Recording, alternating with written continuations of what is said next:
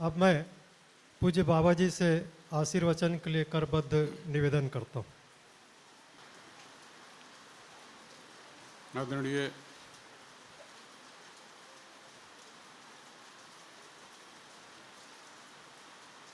सभी सामने में उपस्थित धर्मबंधुगण, इस अघोर गुरुपीठ ट्रस्ट से जुड़े हुए सभी कार्यकारिणी के सदस्यगण,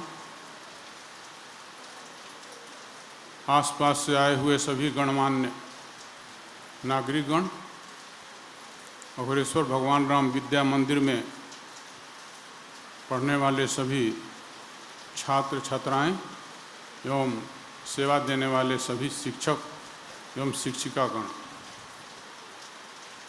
इस आश्रम का स्थापना 31 वर्ष पूर्व हुआ था। अभी आप लोगों ने चर्चा में सुन चुके। और किसी भी आश्रम की स्थापना किसी न किसी उद्देश्य को लेकर किया जाता है। इस आश्रम का भी स्थापना अघोरेश्वर महाप्रभु के विचारों के प्रचार प्रसार एवं बहुजन हिताय बहुजन सिखाय की भावना के साथ किया गया है। और स्थापना काल की बातें अभी पूर्व के वक्ता भैरव सिंह जी, जो उस समय सरपंच थे, इनका काफ़ी अच्छा योगदान रहा। और शत्रुघ्न विशाल जी पटवारी, ये मेरे यहाँ आने के पहले भी दोनों लोग सोगड़ा आश्रम में मेरे से पहले मिल चुके थे। तो यहाँ जब स्थापना हुआ उस समय और आज में आप लोग नए लोग देख करके अंतर महसूस नहीं कर पाएंगे कितना 31 वर्षों में विकास हुआ। उस समय यहाँ लाइन नहीं था, लाइट लालटेन युग में मैं रह रहा था। यहाँ झोपड़ी बना था। पहले कुछ दिन तो मैंने रायगढ़ से आना जाना किया, फिर झोपड़ी बना, झोपड़ी में रहना प्रारंभ किए। लाइट नहीं था, पानी का व्यवस्था नहीं था। पानी गांव से टीपा में ढोकर आता था साइकिल से। कुछ दिन बाद एक लड़का मेरे साथ यहाँ रहने के लिए आया, सोगड़ा का, वो रहने लगा तो पानी टीपा में ढोकर लाता था। सुबह मैं स्नान करने सामने के तालाब में जाता था, बहुत सुबह, ताकि यहाँ के किसी नागरिक या माताओं को कोई परेशानी न हो। सुबह 4 बजे के पहले मैं वहाँ से स्नान करके आ जाता था। कोई दर्शनार्थी आते थे, उनको जल पिलाने के लिए भी सोचना पड़ता था। टीपा से ढोकर यहाँ से या वटमूल आश्रम में एक नल का व्यवस्था था। तो इस स्थिति में वहाँ पर रहने के बाद धीरे धीरे क्रमतः विस्तार हुआ। फिर यहाँ जहाँ पर मेरा अभी कुटिया है, वहाँ खपड़े का मंदिर बना। उसमें जो है कुछ दिन तक उपासना चला। लेकिन इस क्षेत्र के लोग, बनौरा गांव के साथ साथ इस क्षेत्र लोगों का भरपूर सहयोग मिलता था। हर तरह का योगदान, श्रमदान भी करते थे, आकर के यहाँ हर तरह का सहयोग देते थे। और प्रतिदिन शाम को सत्संग करने भी झोपड़ी में मैं रहता था, तब से आना प्रारंभ कर दिए थे। और खपड़े से फिर यहाँ मंदिर बना, तो फिर मैं छिंद के झोपड़ी में जो रहता था, वहाँ से फिर मैं उस मंदिर में गया। वो खपड़े का छाया हुआ था। यहाँ के लोग जानते हैं, जब ज़्यादा बरसात होता था तो पानी पूरा अंदर गिरता था। मैं कई कई दिन तक प्लास्टिक ओढ़ करके रात भर बैठा हूँ। उस स्थिति से गुजरते हुए आज जो आप लोग स्थिति देख रहे हैं, यहाँ तक संस्था पहुँचा है। सबसे खुशी की बात यह है कि जिस उद्देश्य से इस आश्रम की स्थापना हुई, वह प्रत्यक्ष बच्चों ने प्रमाणित करके दिखाया। इस क्षेत्र के बच्चे इस स्कूल में पढ़कर कोई 97%, कोई 98%, कोई 99%, कोई 90% अंक लाकर यह प्रमाणित कर दिए कि संस्था का जो यह स्थापना का उद्देश्य इस क्षेत्र में शिक्षा के में जागृति लाना, देश के कर्णधार जो बच्चे बच्चियां हैं, उनके अंदर में जो प्रतिभा है उसको जो है उभारना, देश के एक अच्छा नागरिक बनाना, देश के सामने अच्छे रूप में इनको प्रस्तुत होने का मौका मिले, इसके लिए जो विद्यालय खोला गया था वह सत्य प्रमाणित होते हुए दिख रहा है। तो बंधुओं, यह आश्रम अनेकों प्रकार के कार्यक्रम करता है। यहाँ से सेवा कार्य होते आ रहे हैं, आप लोग देखें, और यह सब सेवा कार्यों में आप सभी श्रद्धालु धर्म बंधुओं का भरपूर योगदान रहा है। और उसी का परिणाम स्वरूप इतना धीरे धीरे विकसित होते हुए आज इस रूप में हम लोग बैठे हुए हैं कि जल भी गिर रहा है तब भी हमें कोई असुविधा नहीं हो रही है। हर तरह का सुविधा दर्शनार्थियों के लिए भी, पढ़ने वाले बच्चों के लिए भी, और यहाँ आसपास में रहने वाले बूढ़े बुजुर्गों के लिए भी सेवा कार्य, जैसे मोतियाबिंद का चला, उसके बाद फिर अभी चश्मे का चल रहा है। आंख जांच करके निःशुल्क चश्मा वितरण किया जाता है जिस भी बुजुर्ग के किसी तरह की समस्या हो। और उसके साथ साथ जो एकाकी में आप लोगों ने देखा, बच्चों ने जो प्रस्तुत किया, यह बहुत ही एक अच्छा उदाहरण पेश किया कि संग दोष कैसे लगता है और संगति के प्रभाव से मनुष्य के जीवन में कितना गिरावट हो सकता है और अच्छे संग में जाने से कितने ऊंचाई तक वह जा सकता है। कि एक पढ़ने में अच्छा विद्यार्थी है, वह गलत संगति में पढ़ता है, जैसा कि एकाकी में बच्चों ने दिखाया, तो वह नशा पान करने लगता है, स्कूल जाने के बजाय घूमने लगता है, इधर उधर जाने लगता है और उसके जीवन में दुर्गुण आने लगते हैं। वह पढ़ाई से दूर हो जाता है, लेकिन उसको कोई सहयोग देता है, स्कूल के प्रिंसिपल मिलते हैं, आसपास का कोई सहयोगी मिलता है, वह लाकर उसको आश्रम तक पहुंचाता है। आश्रम से वह प्रेरणा पाकर अपने गंदगी को दूर करता है, वह समझता है। तो यह बच्चों को यह संदेश लेना है कि आपको जीवन में क्या करना है और जीवन में आपको आत्मनिर्भर बनना है। पहले आत्मनिर्भर बनने की कोशिश करना है, तो उसके लिए आवश्यक है कि आपको किस तरह के लोगों के साथ संगति करना है। जो बच्चे पढ़ने में अच्छे हों, जो बच्चे प्रतिदिन स्कूल आते हों, जो बच्चे अच्छे नंबर लाते हों, जो बच्चे अपने माता पिता का आदर करते हों, उनके बातों का सम्मान करते हों, उनकी बातें सुनते हों, उनकी अनदेखा न करते हों, ऐसे बच्चों के साथ आप करेंगे। जो बच्चे नशा पानी से दूर हैं, किसी तरह की नशा में ना हो, चाहे खैनी हो, सिगरेट हो, बीड़ी हो या शराब हो, सबसे दूर हो करके जो बच्चा ईमानदारी से पढ़ता है, तो आप स्कूल के मैं बच्चों से कहूँगा कि आप ऐसे बच्चों से दोस्ती करो जो पढ़ने में अच्छे हों, और आपके संगति में आकर वह बच्चा भी अपने गंदगी से दूर होना चाहिए। आप गंदगी में मत फंसो, लेकिन अपने माता पिता का सम्मान करना होगा। जो अपने माता पिता का सम्मान करता है, नियमित स्कूल आता है, स्कूल को क्या कहा गया है? सरस्वती जी का मंदिर। सरस्वती जी का मंदिर इसलिए बहुत ज़्यादा नहीं देखेंगे समाज में, क्यों कि सरस्वती जी का मंदिर विद्यालय होता है, वहाँ सरस्वती जी की उपासना होता है। सरस्वती जी की उपासना क्या है? आप विद्यालय में आकर अनुशासनबद्ध तरीके से रहेंगे, अपने शिक्षकों द्वारा, गुरुजनों द्वारा दिए गए बातों को एकाग्रचित होकर के सुनेंगे और उनका सम्मान करेंगे और कोई अनुशासन का उल्लंघन नहीं करेंगे, तो सरस्वती जी प्रसन्न होती हैं। और ईमानदारी से पढ़ाई करो, ईमानदारी से पढ़ना ही सरस्वती की उपासना है। तो जीवन में आप कुछ बनना चाहते हो, जो कुछ भी आपका जीवन का लक्ष्य है, जो आप बनना चाहते हो, कि अपने पैर पर खड़ा होकर के हम किसी के सामने मुझे हाथ न फैलाना पड़े और समाज और देश के लिए भी मैं कुछ योगदान कर सकूं, तो उसके लिए आपको इन नियमों का पालन करना अनिवार्य है। आप लोगों का अच्छा वातावरण मिला है, इस अच्छे वातावरण का लाभ उठाकर आप अपने जीवन के विकार और कमजोरियों को दूर कर अपने अच्छाइयों को बढ़ाएंगे और अपने जीवन का कल्याण कर सकते हैं, और आप अवश्य ही जीवन में सफल होंगे, जो भी आपका जीवन का उद्देश्य हो। आत्मनिर्भर होने के बाद फिर आगे हमको सोचना है कि आगे का जीवन हमारा कैसे होना चाहिए, फिर आध्यात्मिक विकास के लिए जाना है। अभी आप विद्यार्थी जीवन में सरस्वती के उपासक हो, और सरस्वती जी का उपासना है ये है कि ईमानदारी से पढ़ाई करो। फिर आगे जो हमको काली जी का उपासना करना है, ताकि हमारे जीवन का कल्याण हो सके। तो मैं आप लोगों को एक छोटा सा एक कहानी सुनाकर, खास करके बच्चों और इनके अभिभावकों से भी निवेदन करूंगा कि आप बच्चों का ऐसा वातावरण दीजिए, ऐसे वातावरण में रखिए कि देख स्कूल से जाता है बच्चा तो आप पूछिए कि आज स्कूल में क्या पढ़ाई हुआ, तुमने क्या पढ़ा, क्या होमवर्क मिला, तुम होमवर्क अपना कर रहे हो कि नहीं कर रहे हो। ये नहीं कि गया स्कूल से बच्चा बस्ता फेंक दिया, फिर कल बस्ता उठा कर आ रहा है। अभिभावक लोग यहाँ के थोड़ा कमज़ोर हैं। वे जो है पेरेंट्स मीटिंग होता है, अभिभावक लोगों को बुलाया जाता है, तो उसमें आप आना नहीं चाहते हैं। जब आना नहीं चाहते हैं तो आपको पता नहीं लगता है कि हमारा बच्चा स्कूल में क्या कर रहा है, प्रतिदिन स्कूल जा रहा है कि नहीं जा रहा है, कहीं घूम रहा है, और आपका जो है यहाँ का स्कूल से कोई संपर्क नहीं है, और वह बच्चा आपका स्कूल आने के बजाय कहीं और चला गया, शाम को टाइम हुआ तो घर झोला लेके चला गया, तो आप अनभिज्ञ रहेंगे। तो ऐसे में बच्चे गड़बड़ हो जाते हैं।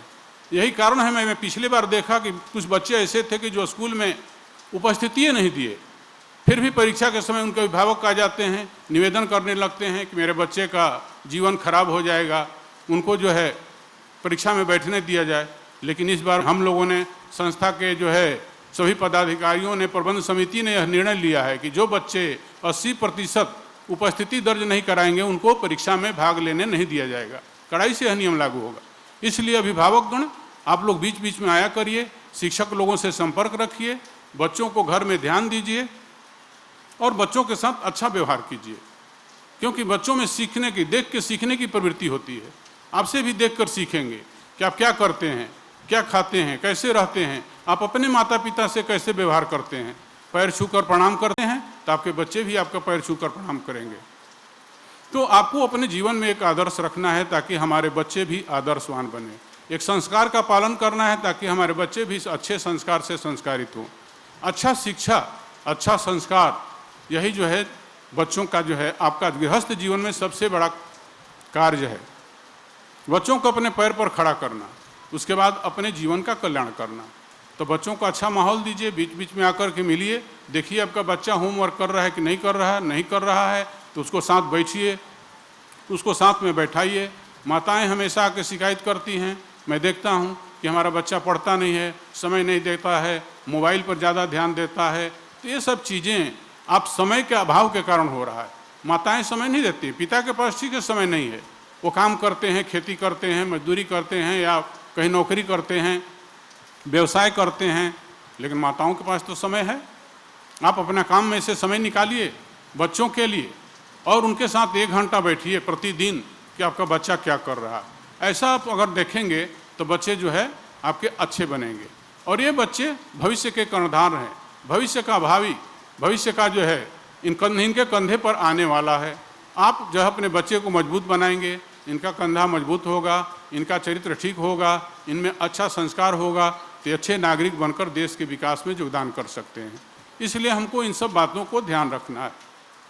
तो मैं जो बोल रहा था कि एक छोटे से दृष्टांत जो अभिभावकगण भी समझ सकते हैं और बच्चों के लिए भी है कि कैसे जो है संगति से अच्छे गुण सीख सकते हैं। एक भौरा और गोबरौरा का कहानी है। भौरा और गोबरौरा एक होता है, दोनों एक ही प्रजाति के होते हैं, एक सरीखा रंग होता है, दोनों काला होता है, लेकिन एक गोबर की गोली बनाता है और गोबर को ही खाता है, उसी में अपना जीवन यापन करता है। एक किसी अच्छे वन में रहता है, बगीचे में रहता है और फूलों के पराग का सेवन करता है। तो दोनों का अंतर है। एक दिन वह भंवरा जो है कहीं से आ रहा था, आते आते उसको शाम हो गया तो वह सोचा कि भाई कहाँ रात्रि विश्राम किया जाए। तो वह देखते जा रहा तो देखा जमीन पर एक उसी के सदृश गोबरौरा जिसको कहते हैं वो दिखाई दिया। सोचा कि यह हमारा भाई बंधु दिखाई दे रहा है, चलो इसी के घर में आज विश्राम करेंगे। वह उसी के पास उतर गया और उसने कहा कि भाई मैं आज रात्रि विश्राम करना चाहता हूँ। उसने उसका बहुत अच्छा स्वागत किया और रखा, और रात में खाने के लिए उसको जो खाता था वह उसको भी एक गोबर का गोली दिया। तो खा नहीं सका। उसने कहा कि अरे भाई आप यही खाते हैं? तो बोला हाँ हम यही खाते हैं और ये वही हमारे लिए स्वादिष्ट आहार है और इसी वातावरण में रहता हूँ। तो वह देखकर बड़ा दुखी हुआ। वह कहा कि इसको वो सही दिशा देना चाहिए, यह अभी जान नहीं रहा।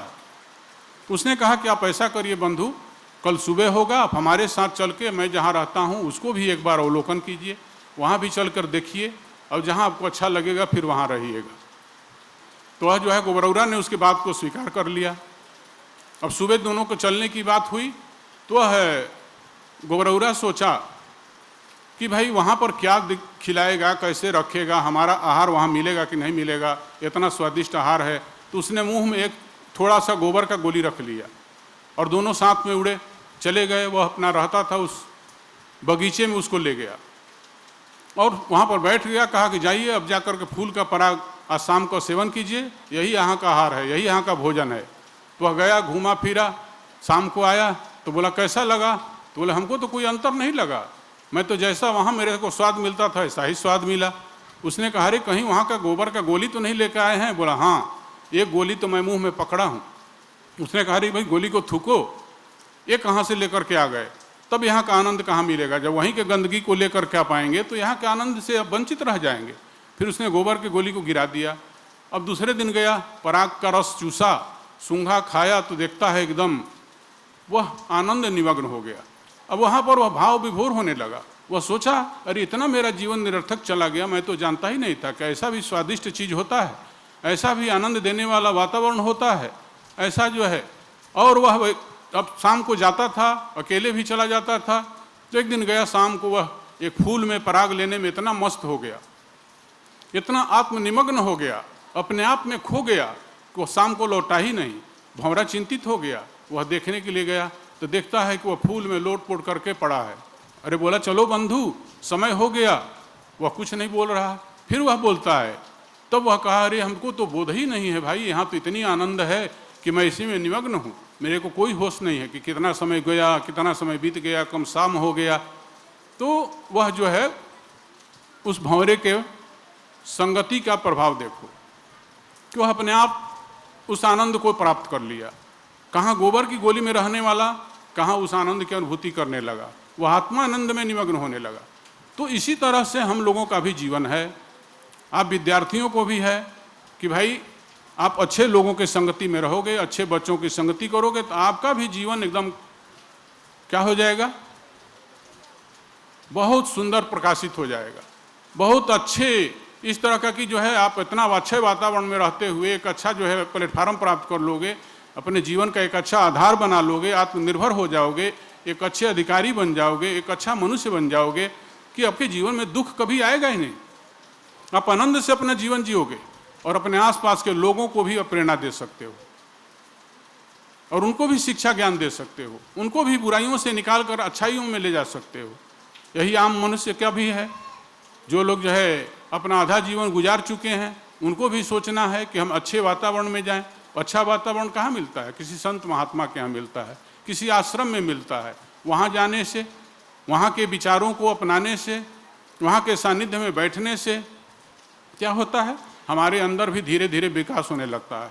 और जिस आनंद के आश्रय में रहकर वह संत अपना जीवन बिताता है, उसी आनंद की तरफ धीरे धीरे वो भी जाने लगता है।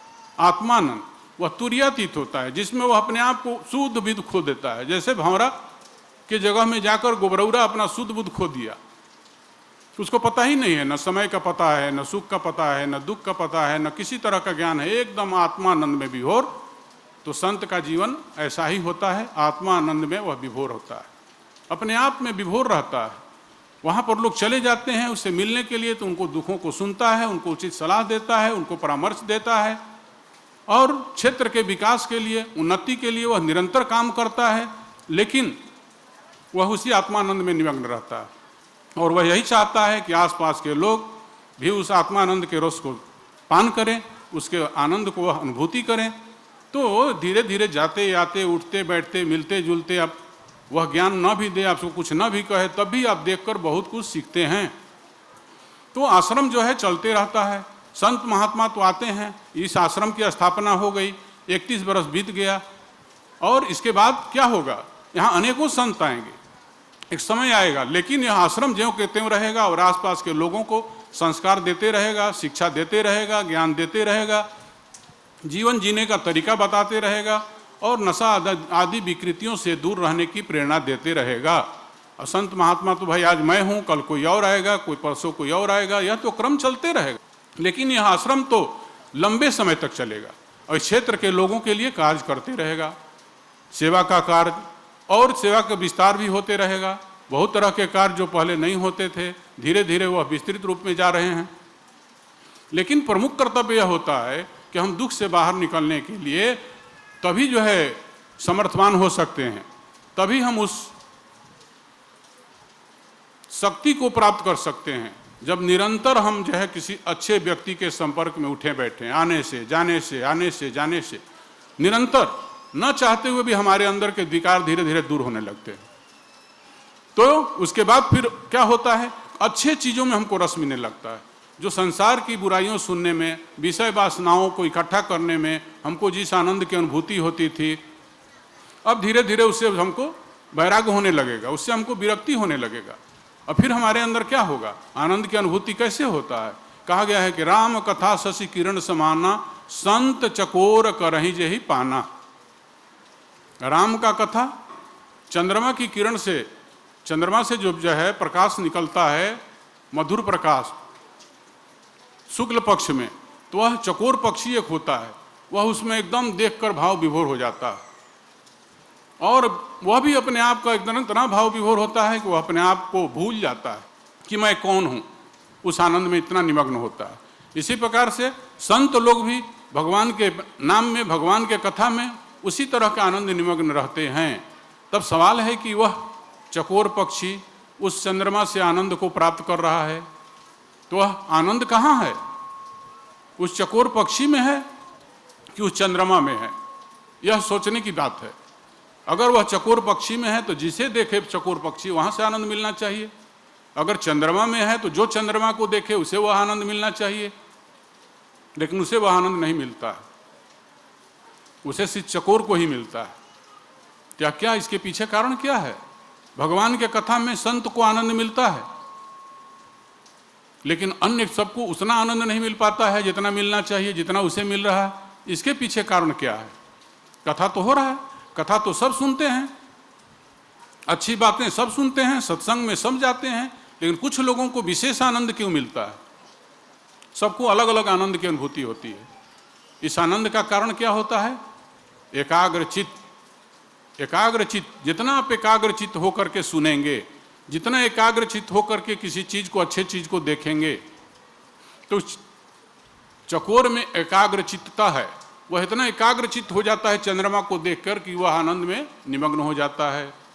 इसी प्रकार से भगवान के कथा में जाने से जो जितना ही एकाग्रचित्त होता है, हर तरह की बातों से कटकर बिल्कुल उसमें अपने आप को जोड़ देता है, और बाहर से लेकर भीतर तक उस कथा में वह भीग जाता है, उस भगवान के प्रसंग में वह भीग जाता है, अंदर से वह जुड़ जाता है, तो उसे आनंद की अनुभूति होती है। तो आनंद कहाँ है? एकाग्रचित्त में। तो हमारा एकाग्रचित्त कैसे होगा? एकाग्रचित्त होने के लिए क्या करना है? हमें धीरे धीरे अपने सारे अवगुणों को छोड़ना है। जो भी आपको अवगुण समझ में आता है, हर आदमी के पास कुछ ना कुछ अच्छाई होता है, क्योंकि सृष्टि की रचना भगवान ने किया है तो विधि प्रपंच गुण अवगुण सानी। यह संसार गुण और अवगुण दोनों से मिलकर बना है। इसमें सतोगुण भी है, रजोगुण भी है, तमोगुण भी है, तीनों प्रकार का गुण है। अब हमारा कर्तव्य है कि हम अपने सतोगुण का विकास कैसे करें, और जो हमारे अंदर में अवगुण है, चाहे वह नशा का अवगुण है या किसी ईर्ष्या है, द्वेष है, घृणा है, जो कुछ भी अवगुण है हमारे अंदर, उन सारे अवगुणों को धीरे धीरे छोड़ना है। वह कैसे छूटेगा? जो इसका सेवन न करता हो, जहाँ इसके बारे में जो है बताया जाता हो कि कितनी बुरी चीज़ है, उस जगह पर जाने से। जैसे आश्रम में नशा का विरोध में यहाँ से औषधि प्रदान किया जाता है। जैसा अभी व्यवस्थापक जी ने अपना आंकड़ा पढ़ के सुनाया कि हर साल 100, 150, 200 लोग, इस बीते पिछले साल में 500 लोगों ने यहाँ से औषधि का पान किया है। किसका? नशा छोड़ने का। नशा छोड़ने का एक खुराक औषधि यहाँ दिया जाता है, और उसमें लगभग 90% दवाई पीने वाले छोड़ देते हैं। अब कुछ ऐसे लोग होते हैं जिनके घर के लोग दबाव डालकर लाते हैं, और उनको जो जड़ी दिया जाता है बांधने के लिए उसे खोलकर छोड़ देते हैं, तो फिर पीने शुरू करते हैं। लेकिन 10% होते हैं, 90% नशा छोड़ देते हैं। यह भी एक प्रोग्राम चलता है। तो अन्य कार्यक्रम, यह प्रोग्राम कैसा है कि यह घर टूटने से बच जाता है। नशा क्या करता है? घर को तोड़ देता है। वह नशा पी करके आता है, क्या होता है उसको पता नहीं रहता है। इसलिए तुलसीदास जी ने भी लिखा है कि जिन्हें कृत महामोह मद पाना, तिनकर कहा सुनिए नहीं काना। जो नशा पीता हो या मद में हो, अहंकार में हो, उस व्यक्ति का कहा हुआ नहीं सुनना चाहिए। अहंकार भी एक नशा होता है। धन का अहंकार, रूप का अहंकार, जाति का अहंकार, यह सब अहंकार मनुष्य को बहुत विचलित कर देता है, अपने जगह में मनुष्यता उसमें नहीं होती है, दूसरे गुणों से वह भरपूर हो जाता है। उसी प्रकार से नशा पीने वाला भी अपने आप में नहीं रहता है, वह क्या बोल रहा है, क्या कह रहा है, उसके बच्चे हैं, उसकी पत्नी है, उसके माता पिता हैं, उनके सामने जो नहीं बर्ताव करना चाहिए, जो व्यवहार नहीं करना चाहिए, वैसा व्यवहार वह शुरू कर देता है। तो घर का वातावरण क्या होता है, बिगड़ जाता है। ऐसा वातावरण जब बिगड़ेगा तो बच्चे कैसे अच्छे संस्कार सीखेंगे, बच्चे कैसे उसमें शिक्षित होंगे, बच्चे अच्छे गुणों से कैसे परिपूरित होंगे। यह सब क्या है, वही नशा पति पत्नी में भी विवाद कराता है, दूरी पैदा करता है, उसे लेकर के लोग घूमते हैं, भटकते हैं। लेकिन मनुष्य को जो ज्ञान आ जाता है सही जगह में आते जाते कि हाँ भाई यह एक विकार है, यह एक विकृति है, हमें अपने जीवन से निकालना है, वह ढूंढने लगता है कि हमें कहाँ मिलेगा ऐसा कोई व्यक्ति जो हमें नशा से बाहर कर दे, हमें कहाँ मिलेगा वह औषधि जो हमें इससे बाहर कर दे। ऐसा व्यक्ति तत्काल उसको छोड़ देता है। तो इसको बोध हो जाए, तो आपको यदि यह बोध हो जाए कि आपके जीवन में क्या क्या बुराई है, आपके जीवन में क्रोध ज़्यादा है, अगर आपको ज्ञान हो गया तो आप क्रोध से बाहर चले जाएंगे, दिखने लगा तब बाहर जाएंगे। जब तक वह आपकी कमजोरी नहीं दिखेगी, दूसरा कोई दिखाएगा तो आप उस पर नाराज होंगे। जब स्वयं को दिखने लगे कि हमारे अंदर यह कमजोरी है, तो समझिए यह कमजोरी दूर होने का लक्षण, पहला लक्षण प्रारंभ हो गया। लेकिन मनुष्य को बोध ही नहीं होता कि हमारे अंदर काम है, कि हमारे अंदर क्रोध है, कि हमारे अंदर लोभ है, कि हमारे अंदर ज़्यादा मोह है, मोह से ग्रसित है। रात दिन जहाँ भगवान का नाम लेना चाहिए वहाँ मोह से ग्रसित होकर किसका नाम लेता है, अपने आने वाली पीढ़ी का नाम लेता है। उससे क्या फायदा होगा। एक दिन एक माता जी मेरे पास आई, बोली कि मैं वहाँ महाराज बहुत दुखी हूँ और मैं चाहती हूँ कि मेरा जीवन जो है बहुत शेष कम बचा है। उनका उम्र रहा होगा 75-76 साल। अब इतना उम्र में अभी मेरे से दुख देखा नहीं जाता, परिवार मेरा बहुत बड़ा है, तो मैं दुख से बाहर कैसे जा सकती हूँ। मैं बोला भाई देखो, हर दुख से बाहर जाने का एक औषधि होता है, तो संसार के दुख से भी बाहर निकलने का एक औषधि होता है। और वह औषधि कौन बताता है, भव रोग वैद्यम। इस संसार के रोग का वैद्य कौन है, वह संत महात्मा होते हैं। संत महात्मा के पास जाने से उस रोग का दवा मिलता है। ऐसा सुन करके बोली कि मैं आया हूँ, आप हमें रास्ता बताइए। तो मैं बोला कि देखो, हर दुख से बाहर निकलने का एक औषधि है भगवान का नाम। आप भगवान का नाम लीजिए। आप क्या करती हैं दिन भर, तो सुबह से शाम तक अपने बच्चों का हिसाब रखती हैं। वो बच्चा आ गया तो वो नहीं आया, वो चला आया तो वो नहीं आया। मैं बोला इतना माया से आप ग्रसित हैं तो आपका दुख कैसे भगेगा। भगवान का नाम लीजिए। अब तुम ये हिसाब मिलाती थी कि ये लड़का रात में 9 बजे 10 बजे तक, जब तक उनका आखिरी नाती पोता ना आ जाए तब तक वो बैठे रहें और उनको गिनती मिलाते रहें। तो दिन भर गिनती में माया का मिलाइएगा तो फिर कैसे दुख भगेगा। तो भगवान का भजन करने से हर प्रकार के दुखों को अंत किया जा सकता है। तो यही है कि राम कथा शशि किरण समाना, संत चकोर करे जही पाना। उस चकोर की भांति आप अच्छे गुणों को स्वीकार करेंगे, एकाग्रचित होने की कोशिश करेंगे। अपने घर में बैठकर 5 मिनट, 10 मिनट, 15 मिनट, जितना देर भी आप हो जाएंगे तो उससे आपके जीवन में बहुत आनंद मिलेगा। और धीरे धीरे आपको यह ज्ञान जगेगा कि हाँ, हमारे अंदर में ये कमजोरियां हैं। और जब कमजोरियों का बोध होता है तो धीरे धीरे मनुष्य उससे दूर होने लगता है। तो सबसे बड़ी चीज़ यह है कि हमको कमजोरी का बोध हो, तब हम उस अच्छे वातावरण में जाकर के और अच्छी ऊंचाई को प्राप्त कर लेते हैं। जब हमारे अंदर ही अच्छा वातावरण हो तभी हम दूसरे को अच्छा वातावरण देंगे। हमारे अंदर ही इंद्रियों के अंदर में इतना हलचल है, इतना विरोध है कि हम शांत नहीं हो पाते हैं। और वह हलचल विरोध कैसे शांत होगा, जब कोई आध्यात्मिक किताब पढ़ेंगे, आध्यात्मिक वातावरण में जाएंगे, आध्यात्मिक संगति में जाएंगे, तभी जो है हम उस वातावरण को देख करके, उस वातावरण में अपने समय बिताकर अपने कमजोरियों को समझेंगे और कमजोरियों को दूर कर हम अपने जीवन का कल्याण कर सकते हैं। यह जो सदाचार, दुराचार, धर्म, अधर्म, इन शब्दों का उपयोग जो है यथार्थ में सिर्फ मनुष्य के लिए होता है, मनुष्य के लिए होता है। इसी कारण से जो है यह जड़ कर्मों में नहीं, मनुष्य के बुद्धि में नीति रहती है कि किस तरह के हमको रहना चाहिए, कैसा काम करना चाहिए। कहा गया है कि आहार निद्रा भय मैथुनम च समान में तत् पशुभि नराणाम धर्मो हि तेष अधिको विशेष धर्मेण ही न पशुभि समान। आहार निद्रा भय मैथुन, यह सभी जोनियों में एक समान है। यह सभी जोनियों में एक समान है। मनुष्य जोनि में एक विशेष चीज क्या है, धर्म। जो सभी दुनियों में नहीं है। यह धर्म ही हमें को असली शिक्षा देता है।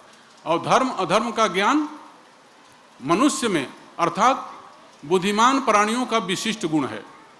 यह धर्म अधर्म का ज्ञान बुद्धिमान प्राणियों का विशिष्ट गुण है। यही इस जो है कथन का, इस वचन का सही तात्पर्य या भावार्थ है।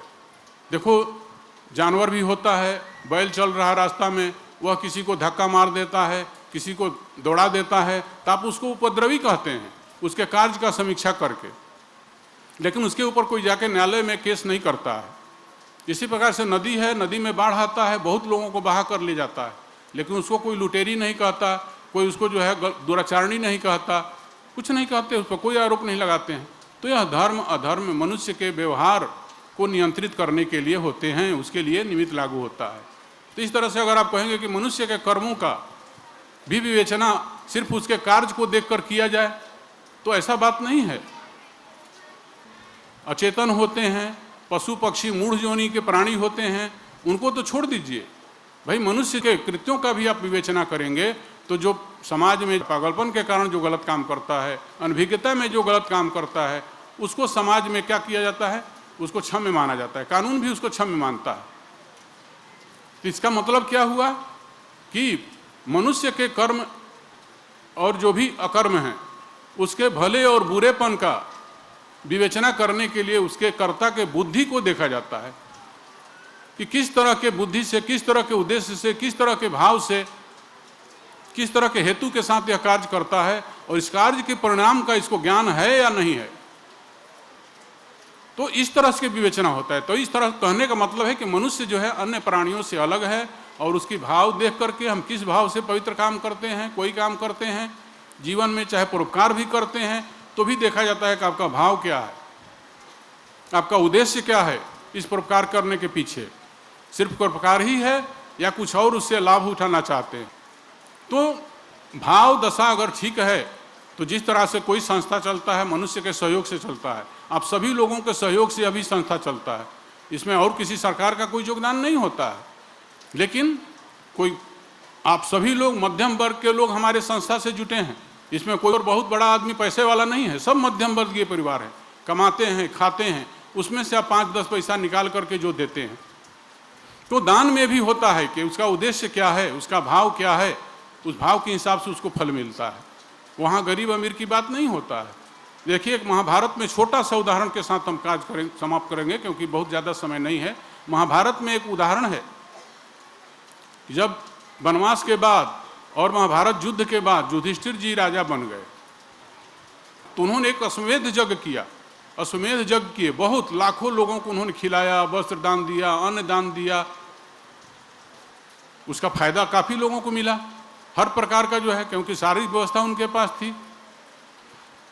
तो उनके पास एक नेवला आया जिसका आधा शरीर सुनहरा था।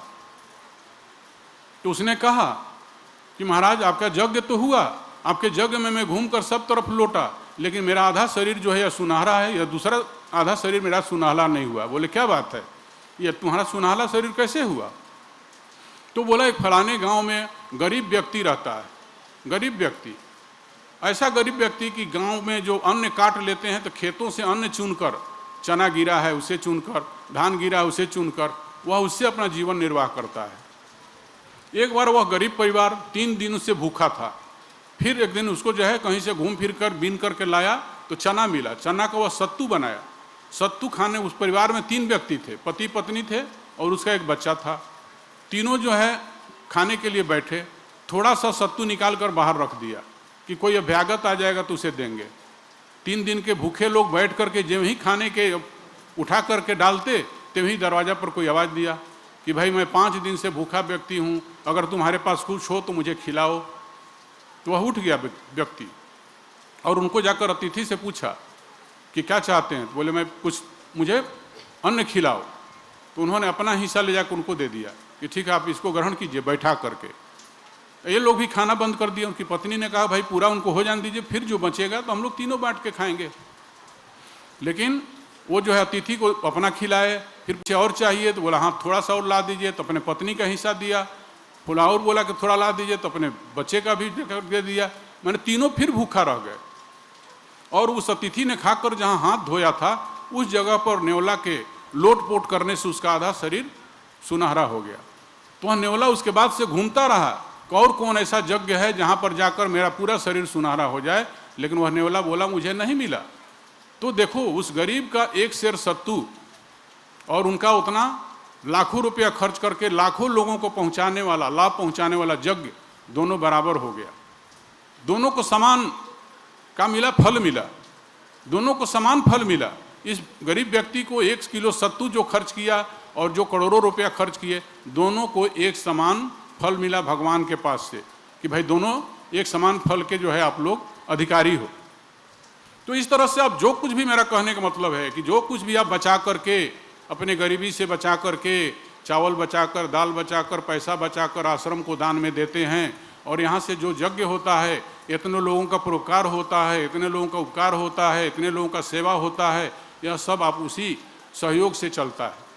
तो आपका भी वह महान है, वह क्या है, आपका सहयोग उस यज्ञ के बराबर है और आपको महान फल के आप इसके अधिकारी हैं। तो इसलिए बंधु, आप लोगों का जो सहयोग है, इस सहयोग से यह संस्था ये सारे कार्यों को करने में समर्थ रखती है और सारे कार्यों को करती है आपके उस सहयोग के माध्यम से। तो आप सभी लोगों के प्रति भी मैं आभार व्यक्त करता हूं। और यह सेवा कार्य, जैसा कि उन्होंने कहा व्यवस्थापक जी ने, कि सेवा का विस्तार भविष्य में और भी होते रहेगा। आप लोगों का योगदान मिलते रहेगा तो सेवा का विस्तार होते रहेगा। इसके साथ साथ और भी कई जगह आश्रम खुल गए और सभी जगह सेवा होता है। मैं पहली रात यहाँ पर जो गुजारा था, जो बोल रहे थे भैरव सिंह जी ने, रात में मैं वहाँ पर पहला रात गांव के जो है सचिवालय में वहाँ रात में रुके थे, जिसको ग्राम सभा भवन बोलते हैं। तो मैंने गांव में पूछा कि भाई देखो, यहाँ आश्रम बनाना मतलब मैं घंटी बजाने और खाली मंदिर बनाने का नहीं हूँ, क्योंकि हम लोगों को तो गुरु के परंपरा से निकला हुआ व्यक्ति हूँ। हम लोगों को सेवा सेवा सेवा सेवा करो, परोपकार करो, दूसरे का उपकार करो। करता रहे सब कर्म फिर भी न करता काम है, आकाश सा निर्लेप है अवधूत उसका नाम है। जो काम करते हुए भी निर्लेप भाव रखता है, किसी तरह के आपसे आशा नहीं रखता है और कर्म करता है, सहयोग करता है, सेवा करता है, सब कार्य करते दिखता है, लेकिन वह आत्मानंद में निमग्न रहता है। जहाँ खाली हुआ उस आनंद में वह प्रविष्ट हो जाता है। तो मैंने पूछा कि भाई क्या आप लोग सेवा चाहते हैं? तो उन लोगों ने कहा कि स्कूल हम चाहते हैं। मैंने कहा स्कूल तो यहाँ कई एक है, फिर भी कहे नहीं, एक अच्छा स्कूल की हमको आवश्यकता है। तो मैंने कहा ठीक है, इस आश्रम की स्थापना के साथ ही स्कूल का शुरुआत हुआ। जो बगल का बिल्डिंग है, इस मंदिर के बगल में वो खपड़े का बना था, वहाँ से स्कूल का शुरुआत हुआ। उसमें बच्चे पढ़ने लगे। मैं तो फूस के झोपड़ी में रहता था और बच्चे लोग खपड़े के मकान में पढ़ते थे। तो इस तरह से जो है सेवा, हमारा परम धर्म है सेवा। तो सेवा करना कर्तव्य है। जितने आश्रम हैं सबके माध्यम से सेवा होता है और उस सेवा का लाभ उस आसपास के क्षेत्र के लोगों को भी मिलता है।